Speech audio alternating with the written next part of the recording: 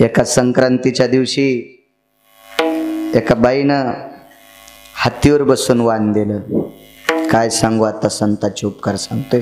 किती उपकार योगेश बुवा संतांचे. हत्तीवर बसली बाई, जिवंत हत्तीवर नाही, चिखलाचा हत्ती तयार केला तिच्या पोरायनं. 100 होते ना, एक एक गोळा आणला, 100 पोरायनं तर केवढा मोठा हत्ती होईल. चिखलाचा हत्ती तयार केला. चिखलाचा हत्ती वाळला, त्याला लाकडाची चाकं बसवली, त्याच्या गळ्यात दोर बांधला, हत्तीवरती माऊली बसली. ती काही सामान्य स्त्री नव्हती, ती राजाची पत्नी होती. तिचं नाव होतं गांधारी. हुशार, सात्विक, चतुर. आणि हत्तीवर बसून वाण आपल्या जावेला दिलं. तिचं नाव होतं कुंती आईसाहेब. वाण आणि दान याच्यातला फरक आहे. दिल्याच्या नंतर मागत नाहीत त्याचं नाव दान, आणि दिल्याच्या नंतर त्या वेळेलाच घ्यावं लागतंय त्याचं नाव वाण. वाण म्हणजे उष्ण, बाळासाहेब उष्ण येते, ते घ्यावं लागतंय परत. म्हणून आपल्या बायकांनी प्लॅस्टिकचा हत्ती पानावर टेकायचा, विड्याच्या पानावर. तो दान केला की पुढच्या वर्षी त्या बाईनं 5 हत्ती दान करायचे, पण प्लॅस्टिकचे, 1.5 रुपयाचे. ते द्यावं लागतं, ते ठेवता येत नाही, ते परत करावं लागतं, ते वाण. मग त्या हत्तीवर बसून वाण दिलं गांधारीनं. 100 मुलं तिला. धृतराष्ट्राची पत्नी, अधिकारी होती ती. एका गोष्टीनं गांधारीचं एका पुराणानं वर्णन केलं गोंदीकर बाबा, पण 4 पुराण गांधारीच्या विरोधात गेले. तिच्या मालकाला दिसत नव्हतं म्हणून तिनं विश्व पाहण्याचं नकारलं. मला बघायचं नाही विश्व, माझा पती आंधळा आहे, माझ्या पतीला विश्व दिसत नाही, मग मी जगातलं काहीच पाहायचं नाही म्हणून डोळ्याला पट्टी लावली. पण एक गोष्ट चुकली, तिची मुलं चुकीची वागली. या काका, विठाला विठाला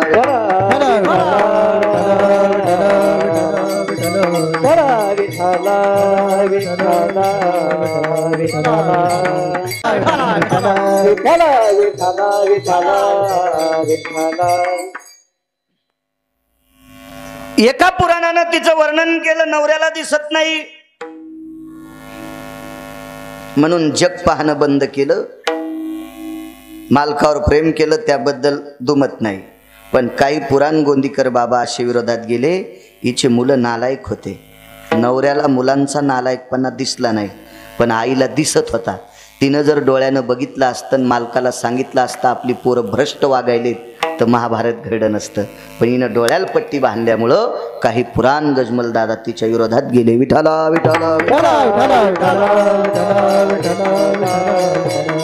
कारण पुराणाचा मतितार्थ रेखाटणारी माणसं काय गोट्या खेळणारी थोडीच होती. 4-2 अभंग पाठ असणारी असतील का गिरगावच्या बाळू सारखी? त्यांच्या मुखारविंदातून पडलेले पुराणाचे सूत्र, संतांच्या मुखारविंदातून पडलेली शब्द, जसं बोलायचं झालं तर ते अक्षरे नवती देखा ब्रह्म साम्राज्य दीपिका. तशी संतांच्या मुखारविंदातले, हे पुराणिकांच्या मुखारविंदातली पडलेली शब्द ती अक्षरे नव्हती देखा. त्यांचं सूत्र कोण नाकारू शकणारे? देवविरोधात जाऊ शकत नाही त्यांच्या, एवढी व्याप्ती संतांची असती. आणि ती गांधारी आईसाहेब या देशाची पवित्र स्त्री. कारण भारतीय संस्कृती अशी सांगते, एखाद्या स्त्रीचं जर चुकलं तर तिला डिलीट करा. डिलीट म्हणजे मोडून टाका, असंच आहे ना इंग्रजी शब्द. हो, तिला डोक्यातून काढून टाका. पण भारतीय संस्कृतीतल्या स्त्रीला पुरुषाला नाव ठेवायचा अधिकार नाही, असा पुराणाचा संदेश आहे. संदेश आहे असा. मग ती वाण देण्यासाठी तिथपर्यंत पोचली. कुंती आईसाहेबांना वाण दिलं. संक्रांत आटपली. संक्रांत होऊन 1-2 दिवस गेले आणि बघता बघता आजाराने पंडूराजाला ग्रासलं. कुंतीनं पाहिलं आपल्या मालकाकडं. आपले मालक पुढच्या संक्रांतीपर्यंत वाचू शकत नाहीत. आवाज दिला, धर्मा, जी आई साहेब, हे पार्था. पार्थ म्हणजे अर्जुन. आवाज थोडासा गोड करा, मोठा. हे पार्था, जी आई, बाळा, द्वारकेतल्या मालकाला बोलवतोस का रे? जी आई, जी जी. तो जी म्हणत होता. एक सांगू तुम्हाला, जो मायबापाला नीट बोलतो ना, त्याला जगातल्या कुठल्याही महाराजाच्या नाही पाया पडलं तरी पुण्य लागतं. जो आई वडिलाला गोड बोलतो का, आई वडिलाला गोड, आणि जो आई वडिलाला नीट बोलत नसेल त्या भडव्यानं किती भजन करू द्या, किती कीर्तन ऐकू द्या, किती भागवत ऐकू द्या, त्या हरामखोराला कवडीचं पुण्य नाही, कवडीचं पुण्य नाही. हे मी सांगणार नाही गोंदीकर बाबा. देहूतल्या मालकांची पात्रता इतकी मोठी आहे, मी 15-20 दिवसापासून सांगायलोय पुरावा, आहे की नाही रे सुजय? ज्या व्यक्तीचं नाव ऐकल्यावर यमाचं धोतर फाटतंय, तुकाराम तुकाराम नाम घेता कापेयम. हो, काळ गुलाम सलाम करी तुकया घरी राबतशे. पंढरपुरातला मालक त्यांच्या पत्नीच्या पायातला काटा दातान काढतो, ही त्यांच्या धर्मपत्नीची ताकद. तरी पण तेवढे तुकोबर आहे, मायबापाची सेवा करणाऱ्यांच्या पाया पडते योगेश बुवा. नमो तया, तुकोबरांचं वाक्य, नमो तया कोणाच्या? माता पित्याचे पालन. जो आई वडिलाची सेवा करतो का, तुकोबराय म्हणतात मी त्याच्या पाया पडतो. किती मोठी ताकद आहे सज्जनांनो, आई वडिलांची सेवा केली पाहिजे. ह्या मोठ्या हौसानं टिकल्यावाल्या गावरान तुपात चपात्या बुडून खातात ना, हे सासू सासऱ्याची कृपा आहे, जरा ध्यानात ठेवत जा. जी सून सासू सासऱ्यावर जीव लावणार नाही तिच्या झोपीत भिताड अंगावर पडत, जाग्यावर मरण तिला जेसीबीनच उकरून काढावं लागेल. हा, एकट्या नवऱ्याला आपलं जीव घालती, दोनच तोंडन खिचडीन बोंडन, म्हातारा म्हातारील जीव लाईत नाही, त्याला बाजूला घेऊन बसती. हा, आशाईची संख्या जर गावात वाढली तर पाऊस पडायचा नाही गोय गावात तुमच्या. हो, सासू सासऱ्याची प्रतिष्ठा इज्जत करत जा. लय कष्ट केले हो मागच्या लोकांना. माझं काय फार वय नाही, पण मी डोळ्यानं इतक्या परिस्थित्या पाहिल्या. जेवण झाल्याच्या नंतर माणसं चिमण्या इजून झोपत होते. हो, आपले बापदादे चिमण्या इजून झोपत होते, कारण उद्याच्याला त्या दिव्याला घासलेट पुरावा आणि लेकरासाठी 2 पैसे जोडून ठेवा. इतके प्रयत्न केले आपल्या बापदाद्यानं. एका एका लुगड्यावर संसार केला. गावाला जाताना चांगलं लुगडं नेसायचं आणि 2-3 रंगाचं लुगडं आपल्या मावल्यांनी नेसलंय. आणि ह्या टिकल्यावाल्यासाठी, ह्या जीनच्या पॅन्टीवाल्यासाठी जमिनी कमवून ठेवल्यात 72च्या दुष्काळात. त्याने जर 72च्या दुष्काळात जमिनी विकून म्हातारी गोवायला नेली असती ना, मजा मारली असती ना, तर आपल्याला नाशिकला गटार उपसायला जावं लागलं असतं.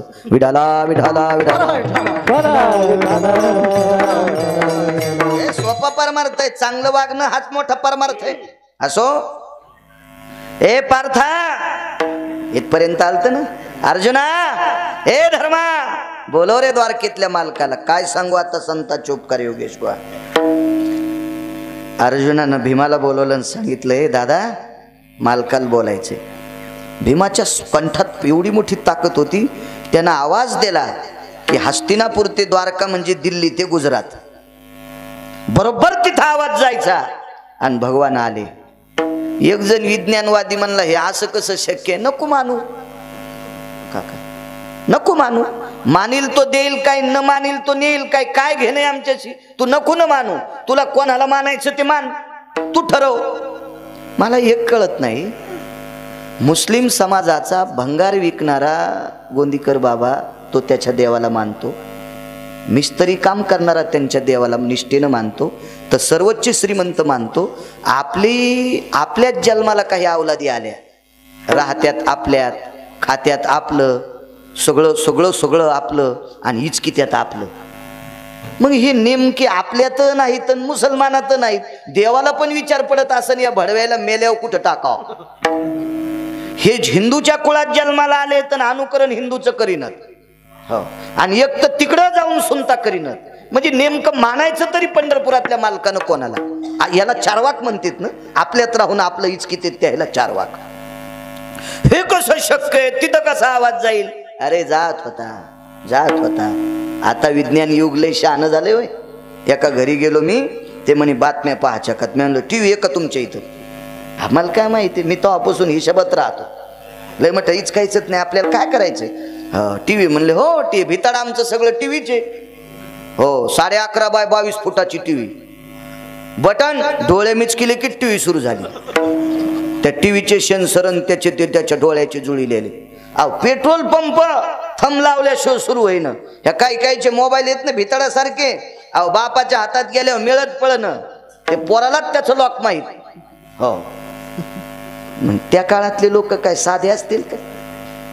घरी बसल्या बसल्या आंधळ्याला टीव्ही दाखवत होतं, व्यास कृपा दीपकु संजय झाला. काय कुरुक्षेत्रावर झालंय ते घरी बसलेल्या आंधळ्याला संजय टीव्ही दाखवत होता. काय ताकद असेल ती. आवाज गेला द्वारकेच्या मालकाला हजर. काय आत्याबाई, नातं किती गोड होतं. पंढरपुरातला मालक कुंतीचा भाचा आहे. कुंती पंढरपुरातल्या मालकाची आत्या आहे. पंढरपुरातली मालक अर्जुन, मालकाची बहीण अर्जुनाची पत्नी आहे. अर्जुन सख्खा मेवना आहे. किती मोठ्या माणसाची नातं, किती मोठ्या माणसाची. आपण कोणालाही मोठं म्हणतो.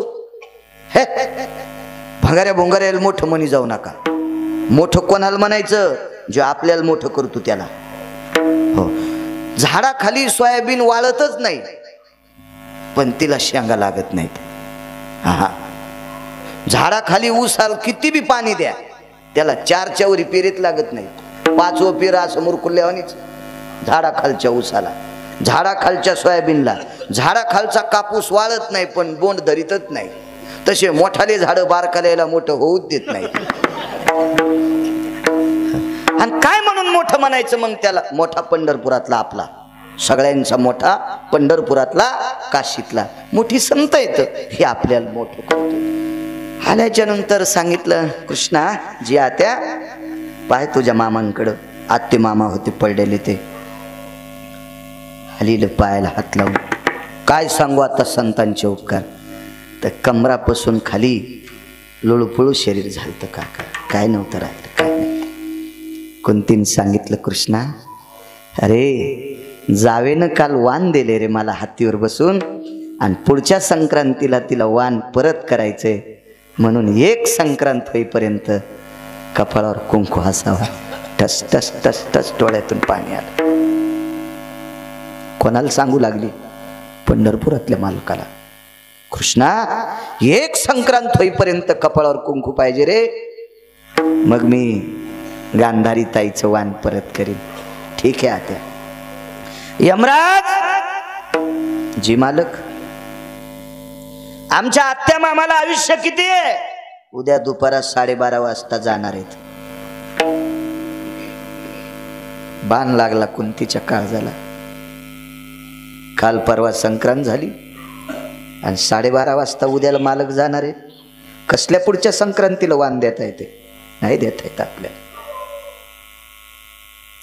काही जमत नाही का रे माग पुढं? नाही जमणार मालक. बऱ्याच लोकांनी फॉर्म पाहिलाय, मृत्यूचं पत्र पाहिलं, आता नाही काही खाली मागं पुढं करताय. ठीक आहे म्हणजे येतो आत्या. या म्हणले कृष्ण. धर्मानं विचारला, आई नरोष आहेस? अरे बाळा उद्याला मालक जाणार आहेत. रात्रभर झोप नाही, रात्रभर. पहाटे उठल्या, स्नान आटपलं, पूजा नित्यनेम आटपला. अर्जुनाला सांगितलं, पार्था पितामहाला बोलवतोस? आणि अर्जुन भीष्माचार्यांच्या शिबिरावर पोचले, प्रणाम केला. गुरुदेव बोलवलंय आईसाहेबांनी. कोणी? प्रथक्की ना. प्रथक्की म्हणजे कुंती. कुंतीचं नाव पुराणातलं प्रथक्की. अहो कविता इतक्या गोड होत्या हो. पुराणाची भाषा कवितेत पण दिलती. आता 1964ला पदाचारी मिशन संस्था भारतात आली आणि त्यांनी पाठ्यपुस्तक निर्मितीवर गाला घातला. आणि आता ह्या 7-8 वर्षामध्ये पाठ्यपुस्तक निर्मितीचा खेळीच झाला. नाहीतर मी शाळेत होतो तोपर्यंत पाठ्यपुस्तक निर्मितीचा कारभार इतका गोड होता. संत वाङ्मयातले पाठ होते, संतांची अभंगवाणी कविता होत्या, कविता सुद्धा चांगल्या कवींच्या होत्या. इतकं पार्थ ते प्रथकीचे बाळ, शास्त्र अभ्यासी गातला काळ, मजशी दिशे आळू माळ, खादाड निद्रा हरणीशी. हे महाभारतातले पुरावे 5वीच्या विद्यार्थ्याला बाळकडू देण्यासाठी, 10वीच्या विद्यार्थ्याला बाळकडू देण्यासाठी पुराणातले पुरावे होते. किती पाठ्यपुस्तक निर्मितीला गोड मानावं. पण आता हे सगळं आलं. पप्पा माझ्या मम्मीचे, मम्मी माझ्या पप्पाची, लेकरं कोण्या भूताची. या कविता कोचल्या. हो, ते ओरिजिनल सगळं जाळून टाकलं. फार गोड होतं, फार गोड होतं त्या काळात, अत्यंत गोड. प्रथक्कीनं बोलवलंय जी. बर येतो म्हणे. गुरुदेव लवकर बोलवलं. हो रे 11:15 येतो. म्हाताऱ्याला माहीत असावं आज हस्तिनापुरात यम येणार आहे. ते का सामान्य म्हातारा होतं का? 7 चिरंजीव, त्याच्यापैकी मागचा बाबा एक मारुतीराय. गुरुजी यांच्याकडे येऊच शकत नाही कारण हे अमर आहेत. पण ह्या 7 लोकांपेक्षा एका काकणानं भीष्माचार्य पुढे होते, कारण भीष्माचार्य विच्छामरणी होते. ते जर म्हणले मला थांबायचं तर यमाची टप्पर नाही न्यायची, आणि ते जर म्हणले योगेश बा मला यायचंय तर यमाला तात्काळ सगळं काम सोडून यावं लागत होतं गजमलदारा. त्याला म्हणायचं इच्छामरणी. ते फक्त विश्वात एकच व्यक्ती, त्यांचं नाव भीष्माचार्य. कळत होतं त्यांना आज कोण येणार आहे. आले तिथं. काय ग पृथक्की? काही नाही, बसा. दर्शन घेतलं कुंतीनं.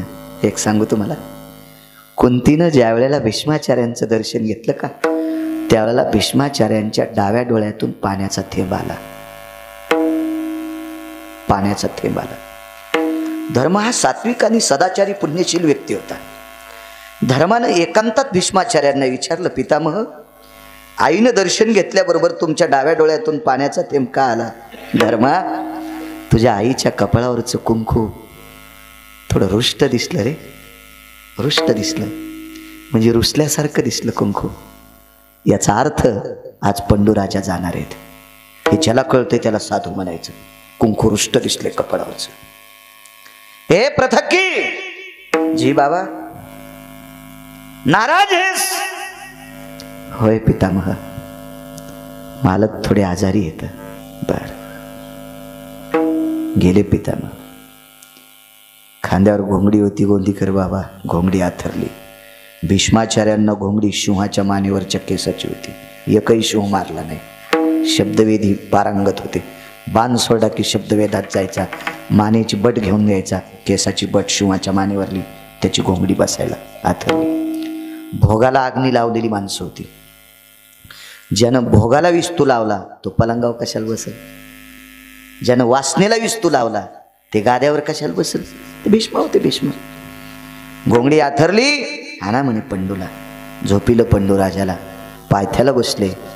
12 सव्वा 12 वाजता दारात एक भिक्षा मागण्यासाठी आला. भिक्षांग देही मा. भिक्षा वाढ. भावनिक आहेत आपल्या महिला. एवढ्या भावनिक, एवढ्या भावनिक. त्यातली त्यात मराठवाड्यातल्या बायका इतक्या भावनिक, गाडी आल्या सैलानीला पण जाते. फक्त गाड्या फुकट यावा. इतक्या भावनिक आहेत आपल्या मराठवाड्यातल्या. हो. सकलादी बाबाला पण पळत्यान. हो. तुरुत पिराला पण जात्यान. आपल्याकडे देव कमी झाले ना. इतकी भावना नाही होतो गेली पाहिजे. मर्यादा असली पाहिजे त्या भावनेला. एवढी नाही होतो जा. हो. काल परवा तर एक बाई म्हणली जिला एक पोरग आहे तिनं चैन घालून. मी म्हणलं तुला गुरु करतो. हा, काय शास्त्रन कुठं लांबत्यात आणि यायला कोण सांगते? काय यायच्या भावना उतू जात्यात, काही मिळच नाही. हो. संक्रांतीला काय नु करा, आमकं करा, तमकं करा. यायला महाराज बी कुठं भेटते? दगड उचलल्या विचून निघतो तसे. ते महाराज तरी दाखवता यायच्या बसायच्या जागाच आणतो निबर काठीनं. 2-2 महिने त्या भडव्याला खाली बसता नाही आलं पाहिजे. शास्त्र म्हणेल ते सांडावे, ते राज्यही तृण मानावे. मी तर म्हणतो ज्ञानोबराय तुकोबाराने जे सांगितलं ते आपण आचरणात आणायचं. भडव्यानं सांगितलेलं आपण काय आचरणात आणायचं? विठाला विठाला विठाला.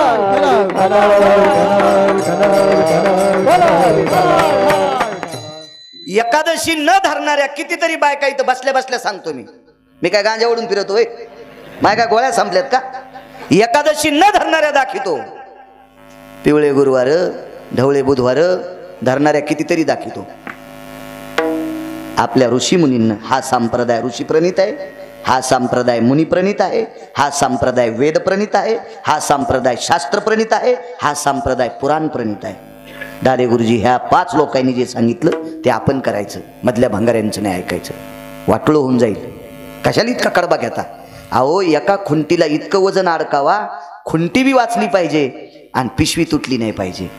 पण त्या खुंटीला 5 किलो वजन सहन होतंय, तिला 12 किलो अडकिलं, खुटी मोडली आणि पिशवी खाली पडल्या, तेलच आणलं. हे आपले असे धंदे, त्याच्यामुळे आपल्याला काय मेळ बसत नाही. विठाला विठाला.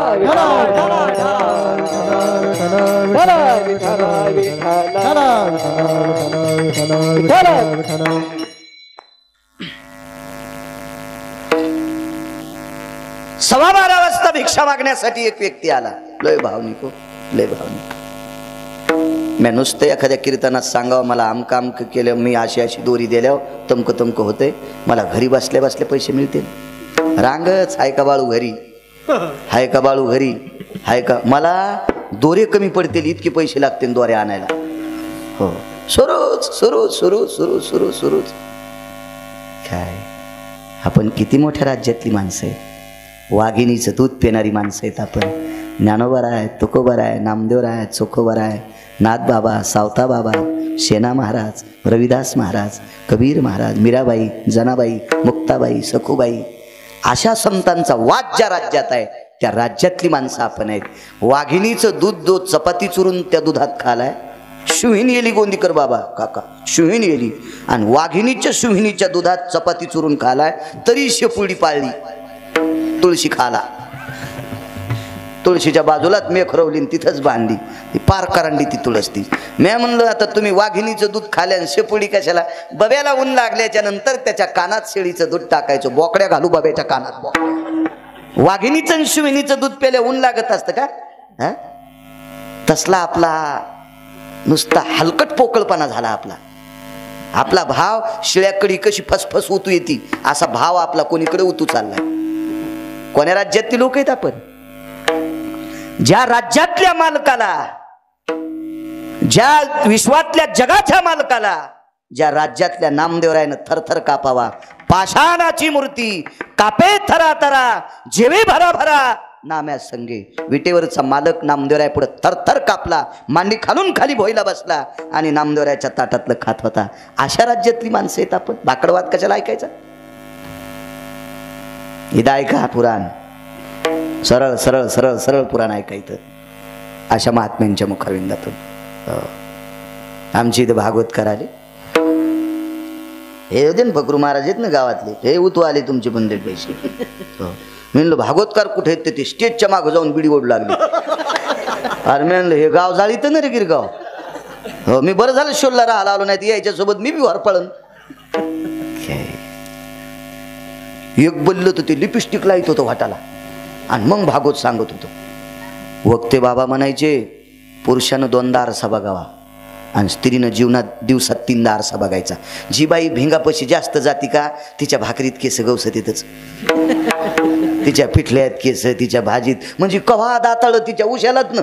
हा, भाकरी करताना इचूर नको, काठोटीत नको टाकू उंड्यात. हो, कामिनीयाम त्रिदर्पणो भय जाया, पुरुषाम दिवत दर्पण असतात ते वचम नैवम गांजा कसम लिखितम. हे गांजा फुक्यान दिले का? हा का गोठ्या खेळणाऱ्यानं दिले? या बा, पुरुष जर जास्त नटत असल तर वैकुंठवासी धर्मभास्कर वक्ते बाबा म्हणायचे हा माणूस जरी असला तरी याच्या स्त्रीत्वाचा भाव आहे, म्हणून हा जास्त नटायला लागला. विठाला विठाला विठाला.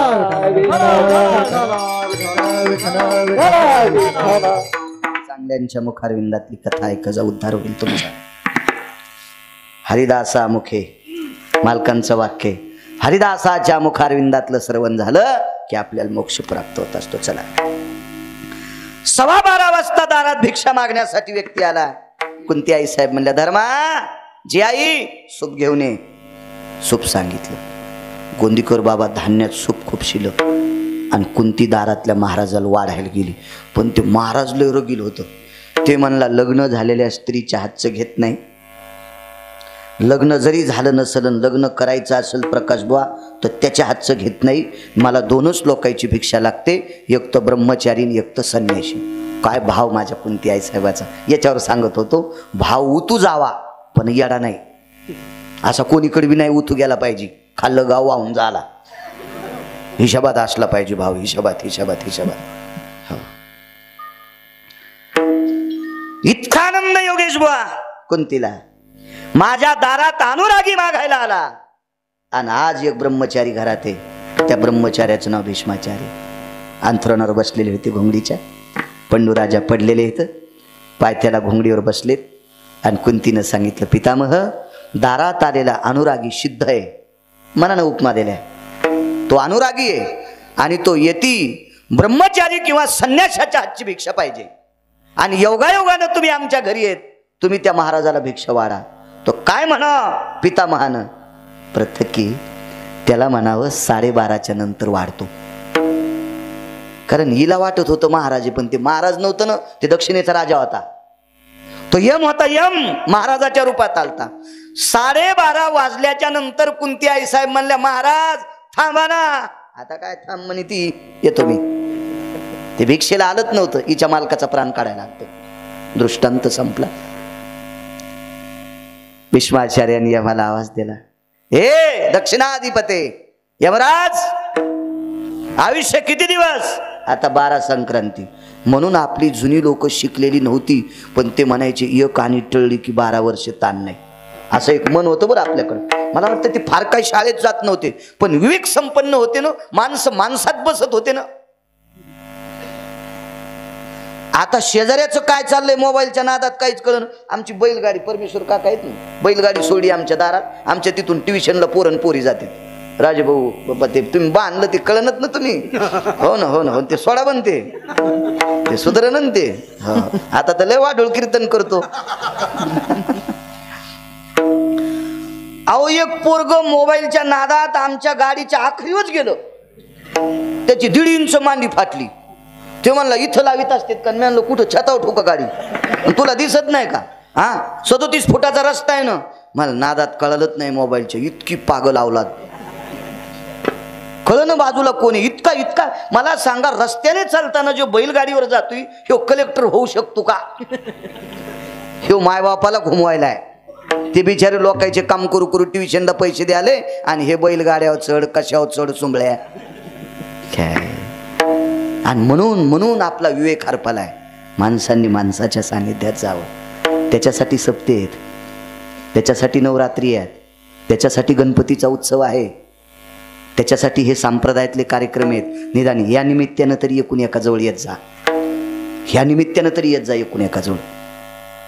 अशी तर आपण बोलायला तयार नाहीत एकमेकाला. असो 12 वर्षांच्या संक्रांती आता वाण द्यायचा. दृष्टांत संपला. कोणाला सांगितलं होतं आधी काम? पंढरपुरातल्या मालकाला. यमाला विचारलं जमतंय? नाही. तुम्ही म्हणताल मग देवात पावर नाही का? देवात पावर आहे, पण बायोडाटा पाहून. देव तुमचा बायोडाटा तपासतो, आणि त्याच्यात जर तुमचं भलं असेल तर ते सांगतो भलं होणार आहे. बायोडाटा बदलायची ताकद देवात नाही. कर्मे श्रीराम वनवासा गेला, पण तुमच्या प्रारब्धाचा बायोडाटा चुरगाळा करून इस्त्यात फुकून द्यायचा, आणि तुमचं चांगलं करायची ताकद संतात. एक संक्रांतीला वाण देऊ शकत नव्हती बाई, 12 संक्रांतीला जावाला वाण दिलं. ही भीष्माचार्य नावाच्या साधूची कृपा. म्हणून पहिले